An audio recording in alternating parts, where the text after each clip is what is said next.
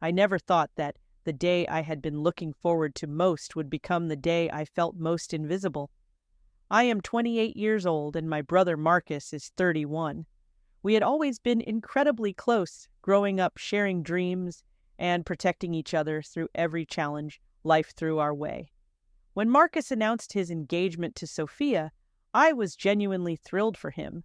I spent 3 months saving every penny from my marketing job to buy them the perfect wedding gift and splurged on a beautiful dress for his special day. But as the wedding approached, I started noticing subtle changes in how Marcus treated me, especially after Sophia entered our family circle. Before I tell you about what became the most heartbreaking day of my life, let me know where you are watching from in the comments below. Please hit that like button and subscribe to our channel so you do not miss more real stories about family drama that will make you question everything you thought you knew about loyalty. Trust me, what happened next will make you rethink the true meaning of sibling bonds. The alarm buzzed at 5 in the morning on Saturday, October 15th. I had planned every detail of this day for months.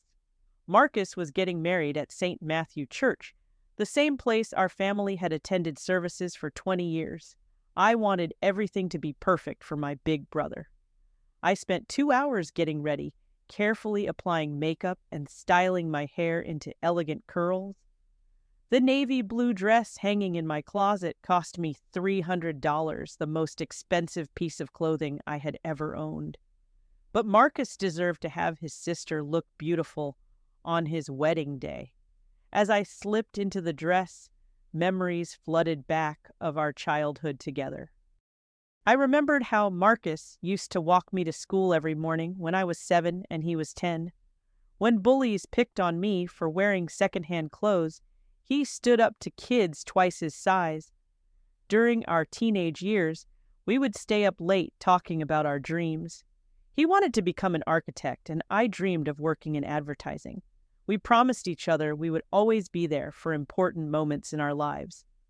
The wedding gift I had chosen sat wrapped in silver paper on my dresser. After working overtime for 2 months, I had saved enough to buy them a complete sterling silver flatware set worth $800. I knew Sophia loved entertaining, and I wanted to give them something they would treasure forever. Every extra hour I worked, every lunch I skipped to save money felt worth it, knowing how happy this gift would make them. I arrived at St. Matthew at 10:30, 90 minutes before the ceremony. The church looked absolutely stunning with white roses and baby's breath adorning every pew. Soft classical music drifted from the organ, creating the perfect romantic atmosphere. I felt so proud knowing my brother had found his soulmate. My grandmother Rose, 85 years old and sharp as ever, spotted me first. She shuffled over in her purple dress and sensible shoes, smiling warmly. "Ava, darling, you look absolutely radiant," she said, squeezing my hands with surprising strength. "Marcus is so lucky to have such a devoted sister." My Aunt Helen and Uncle Tom arrived shortly after, along with several cousins I had not seen in months. Everyone complimented my appearance and asked about my job at the advertising agency. The atmosphere felt warm and celebratory, exactly how a family wedding should feel. I basked in the joy of being surrounded by relatives who genuinely cared about me. Then Sophia arrived with her entourage and everything shifted. She stepped out of a white limousine, wearing a breathtaking $3,000 gown that looked like something from a fairy tale. Behind her followed 15 family members, all dressed in coordinated colors and expensive jewelry. Her mother, Patricia, a refined woman of 55 with perfectly styled silver hair, surveyed the church as if evaluating its worthiness. When Sophia saw me, her smile seemed forced. "Oh, Ava," she said in a tone that somehow managed to sound both sweet and dismissive. "This is Marcus's sister," she told her family, as if I were merely an acquaintance rather than the bride's new sister-in-law. I tried to make conversation with Sophia's relatives, but they seemed more interested in discussing their recent vacation to Europe and their children's prestigious college acceptances. The contrast between our families became glaringly obvious. Where my relatives wore their Sunday best from department stores, Sophia's family sported designer outfits that probably cost more than my monthly salary. About 30 minutes before the ceremony, the wedding planner, Jessica, approached me with a clipboard and an apologetic expression. "Ava, I am so sorry, but we need to make a small seating adjustment," she said, not quite meeting my eyes. "The bride's family needs additional space in the front rows for some last-minute VIP guests." My heart sank as she explained that my seat in the second row, next to my parents and grandmother, would be moved to the seventh row. I had originally been placed with immediate family, but now I would be sitting among distant relatives and family friends. Jessica assured me it was just a logistical issue, nothing personal. I pulled out my phone and texted Marcus, hoping he could fix this misunderstanding. "Hey, they moved my seat pretty far back. Can you help?" A few minutes later, he responded with a brief message. "Sorry, sis, crazy busy right now. We'll talk after ceremony. Love you." The casual dismissal stung more than I expected. This was supposed to be our special day as a family, but I already felt like an afterthought. I forced a smile and nodded to Jessica, not wanting to cause drama before Marcus's big moment. But deep down, a seed of hurt had been planted. The ceremony itself passed in a blur of conflicting emotions. From my seat in the seventh row, Marcus looked so far away that I might as well have been watching strangers get married. I craned my neck trying to catch his eye during the processional, but his gaze remained fixed on Sophia as she walked down the aisle. Throughout the beautiful ceremony, I noticed how Marcus only looked toward Sophia's side of the church when acknowledging family. During the exchange of vows, when the officiant mentioned the importance of family support, Marcus's eyes found his new in-laws, but never searched for mine. The invisible wall between us seemed to grow thicker with each passing moment. I found myself sitting next to elderly strangers who spoke in whispers about people I did not know. The woman beside me spent the entire ceremony scrolling through Facebook on her phone, occasionally showing me pictures of her grandchildren. This was not how I had imagined experiencing my brother's wedding. After the ceremony, we moved to the reception at the Grand Ballroom downtown. The venue looked spectacular, with crystal chandeliers and elaborate centerpieces. Clearly no expense had been spared. But when I looked for my name on the seating chart, my heart dropped into my stomach. There, spelled incorrectly as Eva, my name appeared at table 12. I counted the tables and realized I had been placed at the very back of the room next to the kitchen doors, where servers constantly rushed in and out with trays of food. The noise from the kitchen was so loud that normal conversation required raising our voices. My table mates included 3 couples I had never met, and an elderly woman named Dorothy, who sat alone picking at her salad. One couple spent the entire dinner arguing about their teenage son's grades, while another couple discussed their recent divorce proceedings in uncomfortable detail. The third couple, both surgeons, debated medical procedures throughout the meal as if we were sitting in a hospital cafeteria. Every few minutes, servers brushed past our table carrying dirty dishes or hot platters, making it impossible to relax and enjoy the celebration. The constant clatter of plates and glasses from the kitchen created a soundtrack that drowned out the beautiful string quartet playing for the other guests. Meanwhile, at table 1, where I should have been sitting, I could see a young woman with blonde hair taking selfies and barely paying attention to the speeches. She looked about 19 years old and kept checking her phone throughout dinner. This was Madison, though I did not know her name yet. During the father of the bride's speech, I watched Madison roll her eyes and text someone under the table. When Marcus's best friend gave a heartfelt toast, About brotherhood and loyalty, Madison was taking mirror selfies with her phone. The irony of someone so disinterested occupying my rightful place among Marcus's family made my chest tighten with resentment. I tried to catch Marcus's attention several times during dinner, waving when he looked in my direction. But each time someone from Sophia's family would engage him in conversation, pulling his focus away before he could acknowledge me. It felt like being a ghost at my own brother's wedding. After dinner, I finally gathered the courage to approach the head table. I had been rehearsing what I would say, planning to give Marcus and Sophia my heartfelt congratulations in person. But as I made my way through the crowded reception hall, Sophia intercepted me before I could reach my brother. "Oh, Ava," she said, placing a perfectly manicured hand on my arm. "Marcus is incredibly busy right now, taking photos with our VIP guests. Maybe you could catch up with him later." Her tone was polite but firm, making it clear that I was not considered a VIP guest, despite being the groom's only sibling. Patricia appeared beside her daughter, sizing me up with calculating eyes. "Sweetheart," she said to Sophia, "we really should prioritize the guests who traveled the furthest. The groom's family lives locally, so they understand, I am sure." The message was crystal clear. I was local, therefore less important. I stood there for 30 minutes, watching Marcus pose for endless photos with Sophia's extended family, college friends, and business associates. People I had never seen before got individual photos with my brother while I waited patiently on the sidelines. The photographer never once suggested including me in any of the shots.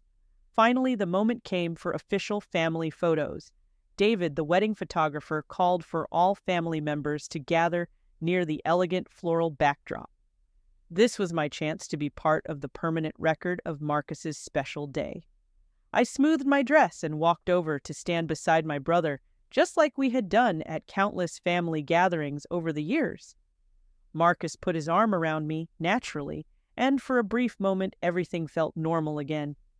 Sophia stood on his other side, radiant in her beautiful gown. Our parents flanked us, along with Sophia's parents, creating what should have been the perfect family portrait. But then Sophia tilted her head and studied our arrangement with a critical eye. "Ava, sweetie," she said with a sugar-sweet voice that made my skin crawl, "could you maybe stand back just a little bit? You are quite a bit taller than me, and when you stand so close, it makes me look really short in the photos." I am 5 feet 7 inches tall, hardly a giant, but I obediently took a small step backward. The photographer started to position his camera when Sarah, the wedding coordinator, suddenly appeared with urgent instructions that would change everything. "Okay, let me just arrange everyone perfectly," Sarah announced, moving people around like chess pieces. "Ava, honey, we need you to stand way over there by the wall so you do not accidentally block the bride's face. Sometimes tall people in front can create shadows." My heart started pounding as I realized what was happening. Sarah physically guided me to a spot 6 feet away from my own family, positioning me against the decorative wall like a piece of furniture. From this distance, I looked like a random guest who had wandered into the shot rather than the groom's beloved sister. Through the camera's viewfinder, I could see how the photo would look.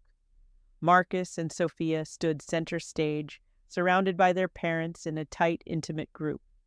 Madison, the mysterious blonde girl, had somehow been positioned right between Marcus and his father, smiling brightly as if she belonged there. And there I stood isolated against the wall, looking like an afterthought. "Perfect," David called out, snapping several shots. "Now let me get one with just the immediate family members." This was when the knife twisted deepest. Sarah looked directly at me and said, "Ava, could you step out of the frame, please? We want to capture just the closest family for this shot." The words hit me like a physical blow. I was Marcus's sister, his only sibling, yet I was being excluded from the immediate family photo at his wedding. I looked desperately at Marcus, silently begging him to speak up for me. Our eyes met for just a moment, and I saw a flicker of discomfort cross his face. But instead of defending me, he looked away and pulled Sophia closer. My own brother, the person who had protected me from bullies and promised to always be there for me, chose to remain silent as I was humiliated in front of everyone. The photographer continued taking pictures of Marcus, Sophia, their parents, and Madison. I watched from the sidelines as this stranger posed in family photos that should have included me. My chest felt like it was being crushed as the devastating truth became clear in Marcus's new life. I was expendable. As I stood there trying not to cry, I overheard a conversation that shattered my heart completely. Madison was talking to one of Sophia's cousins, explaining how she had ended up in the family photos.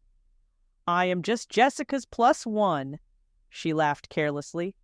"I barely know these people, but Jessica needed someone to come with her, and the food looked good." Madison was not even a real guest. She was essentially a party crasher who had been given my seat, my place in the family photos, and my brother's attention while I, his flesh and blood, was treated like an inconvenience.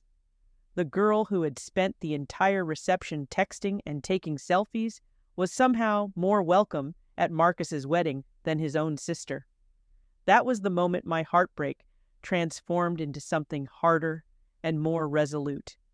I had spent months planning, saving, and preparing to celebrate Marcus's happiness. I had sacrificed financially to buy them a meaningful gift. I had endured being shuffled to the back of the church and the worst table at the reception. But being excluded from family photos while a stranger took my place was the final straw. I walked purposefully toward the gift table, my heels clicking decisively against the marble floor. The table overflowed with beautifully wrapped presents, cards, and envelopes from well-wishers. Among them sat my silver envelope containing $800 worth of love and sacrifice. Several guests noticed my determined stride toward the gift table. Conversations quieted as people sensed something significant was about to happen. I reached down and picked up my envelope, holding it high enough for everyone nearby to see clearly. "Do not worry," I announced in a voice loud enough to carry across the reception hall. "I will stay out of the frame forever." The words rang out with absolute finality, cutting through the elegant atmosphere like a blade.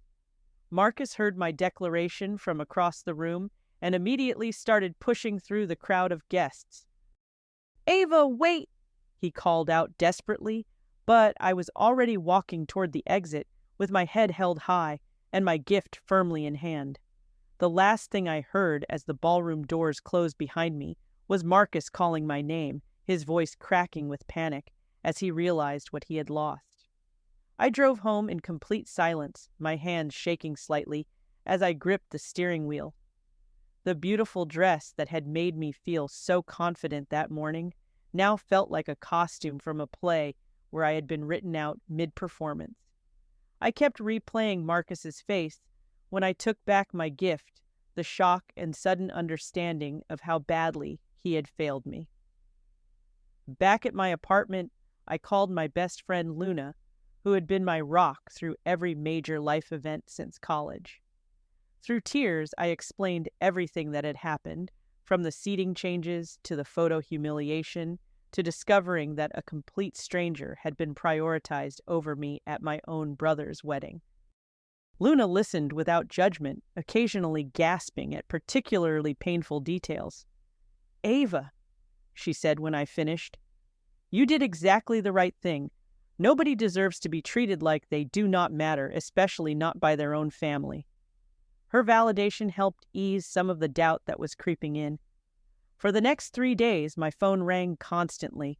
My parents, Aunt Helen, Grandmother Rose, and several cousins called wanting to know what had happened and why I had left so abruptly. But I was not ready to rehash the humiliation or defend my actions. I needed space to process the earthquake that had shifted the foundation of my relationship with Marcus. I made the difficult decision to temporarily block Marcus's number. Every time I thought about answering his calls, I remembered standing against that wall while Madison posed with our family. I needed time to figure out how to move forward without the anger consuming me completely. The hardest part was the emptiness that followed. Marcus had been my closest confidant for 28 years. We talked almost daily about work, stress, dating disasters, and family drama. Suddenly, that constant connection was gone, leaving a void that felt impossible to fill. Exactly 1 week after the wedding, I heard a knock on my apartment door. Through the peephole, I saw Marcus standing in the hallway, holding a bag from Chen's Kitchen, my favorite Chinese restaurant. He looked tired and worried, his usually confident demeanor replaced by nervous energy. I debated not answering, but ultimately decided I needed to hear what he had to say. When I opened the door, Marcus immediately started apologizing before I could say a word. "Ava, I am so sorry. I know I messed up badly, and I have been thinking about it every day since the wedding." We sat on my couch, eating lo mein and fried rice, while Marcus explained the pressure he had felt from Sophia and her family. They had specific visions for how everything should look, and had made their expectations very clear. He admitted that instead of standing up for me, he had taken the path of least resistance, hoping to avoid conflict on his wedding day. "You are the only real family I have," Marcus said, his voice breaking slightly. "Mom and Dad are getting older, and you are my constant. I cannot lose you over this, Ava. I will do whatever it takes to make this right." For the first time since the wedding, I saw genuine remorse in his eyes. I explained how devastating it had felt to be treated like an outsider at the most important day of his life. I told him about watching Madison, a virtual stranger, take my place in family photos while I stood against the wall like hired help. I described the humiliation of being excluded from immediate family pictures when I was his only sibling. Marcus listened without making excuses, occasionally wincing as he understood the full impact of what had happened. He admitted that he had not realized how far things had gone because he was so focused on managing all the wedding day logistics and keeping Sophia happy. "I promise I will have a serious conversation with Sophia about boundaries," Marcus said. "You are my sister, and you will always be part of this family. No one gets to decide otherwise, not even my wife." It was the first time I had heard him refer to setting limits with Sophia. Over the following weeks, we began the slow process of rebuilding trust. Marcus made genuine efforts to include me in family decisions, and stood up to Sophia when she made dismissive comments about his relatives. It was not easy, and our relationship had definitely changed, but we were working towards something healthier. The most important lesson I learned from this experience was about self-worth and boundaries. For too long, I had prioritized keeping peace over standing up for myself. I had accepted being treated as less important rather than demanding the respect I deserved as Marcus's sister and as a human being. I realized that true family love requires mutual respect and consideration. It means speaking up when someone you care about is being mistreated, even when it is inconvenient or uncomfortable. Marcus had failed that test on his wedding day, but his willingness to acknowledge his mistakes and change his behavior showed that our bond was worth fighting for. The experience taught me that sometimes you have to walk away to make people realize your value. My dramatic exit from the wedding was not planned, but it forced Marcus to confront how poorly he had allowed me to be treated. Sometimes the people we love need a wake-up call to remember that our presence in their lives is a gift, not a given. Looking back now, I can honestly say that while that day was one of the most painful of my life, it also marked the beginning of my journey toward greater self-respect. I learned that I would rather stand alone with my dignity intact than accept a place at someone's table where I am not truly welcome.